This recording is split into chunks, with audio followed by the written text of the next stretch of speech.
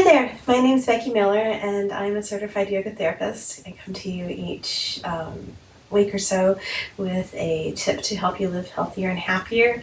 This week I wanted to share with you something that I put into practice for myself, something that I did on a trip across the country. So last month actually, I helped my son move from Daytona, Florida to Denver, Colorado. He graduated college and he got his first job in Colorado, so I was very happy for him and I told him I would help him move. It was a multi-day thing. It took me, I was gone actually about 10 days on this trip to help him move.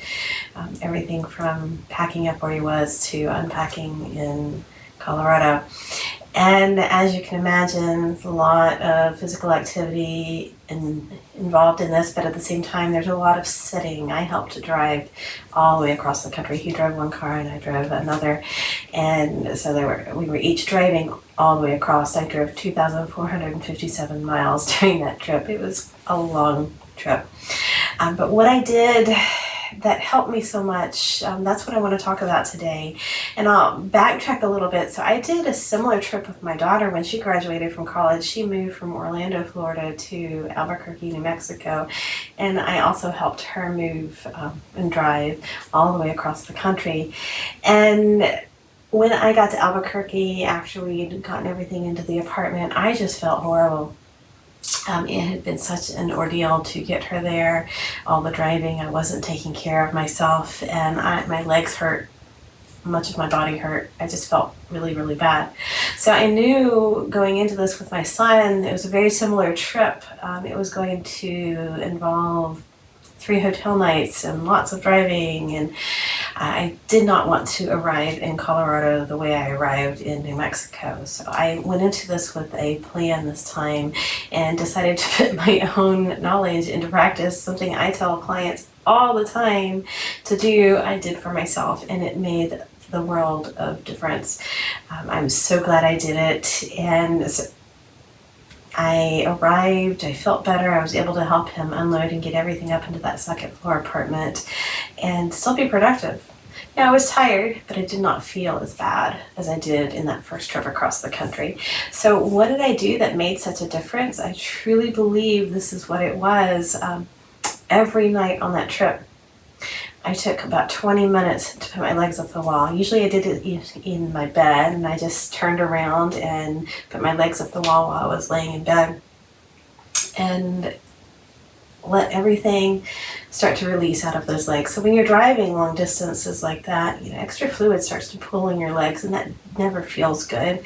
So that's part of what I was doing, is helping some of that extra fluid drain back out of my legs. But I was also teaching my body that it was okay to relax and rest for a little bit. Driving, moving things, get you your whole body all tense, all stressed, all excited about all the movement and activity. And it can be hard to sleep when you're like that. So what I did as well with that time with my legs up the wall was to help activate my parasympathetic nervous system. That's the part of your body that helps you to rest and relax.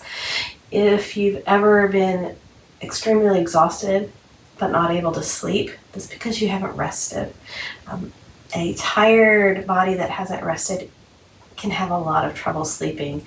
So I was able to sleep on this journey. I was able to help my body to recover simply by taking 20 minutes every single night to put my legs up the wall. So I just wanted to share that with you today, and I'm going to show you just really how simple this pose can be. Again, it's something I give to all of my clients as soon as I hear that they're going to be traveling, whether it's flying or driving. If you're doing either of those for a long distance, your legs really appreciate it when you get them up in the air over your heart so that you can help some of that fluid drain back out of your legs. Again, it doesn't have to take a lot of time, doesn't have to be fancy. You can just turn around like I did in the bed and put your legs up the wall. So I'm going to just demonstrate really easily with the wall behind me. Now I've got props. I've got all the props. I've got the blankets, the blocks, the bolsters, the zafu, the meditation cushion. I've got all of that. But you don't need all that, and I didn't have it with me on my trip. What I had was usually a pillow in the bed and my wall, and that was enough. But if you have the props, feel free to use them. You can use a bolster underneath your hips when you do this. I'm just simply going to use a blanket because it can simulate that pillow that I had on the trip. So how do you do legs up the wall? If you haven't done it, it is just like it sounds. I'm going to turn around to the wall. Now I like to start sideways to the wall and get fairly close to the wall. And then you simply turn yourself around and take those legs up. Now, once you're here, already I can feel my whole back decompressing. It's just a lovely place to hang out. But once you're here, while I was traveling, I lifted my hips and put the pillow underneath my hips just to lift them up a little bit. It shifts everything in your spine when you do this. And so I'm using the blanket today.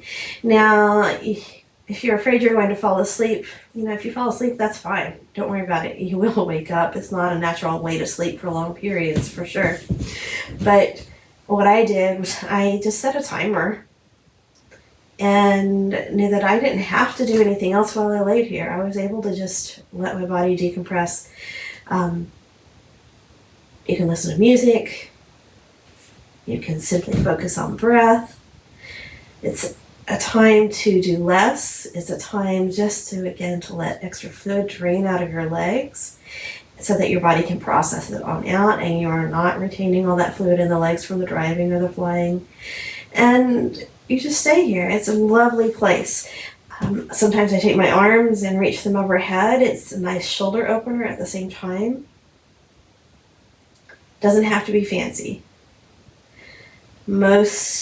Everybody I give this to, they absolutely love it, and they tell me that when they practice it, when they get to their destination, it makes a world of difference for them as well. So again, 15-20 minutes. If you find that your feet are falling asleep when you do it, it's just because your body isn't used to being in this position. So what I tell people is you can just bring those legs down for a few moments and let everything equalize again. And then if you want, take them back up.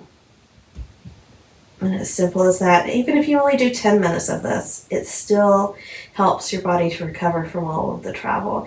This is a travel season. It's in the summer, but maybe you see this at another time of year. Just keep this in your back pocket so that you know you have a way to help yourself recover from travel. And to come out of this, you're simply going to walk your feet down the wall, roll to your side. Now take your time, because you've hopefully been on your back for 10, 15 minutes, 20 minutes. Slowly come on up.